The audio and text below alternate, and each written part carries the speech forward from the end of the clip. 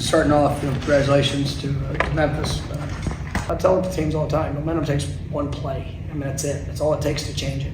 And we just obviously have had some opportunities that we needed to respond in those situations. But I think from their attitude, their approach, even they're in the locker room, we're all disappointed. Attention. Attention. Continue to work and continue to play. There is a fire emergency in the building. All right, thank you, Coach. You are to leave.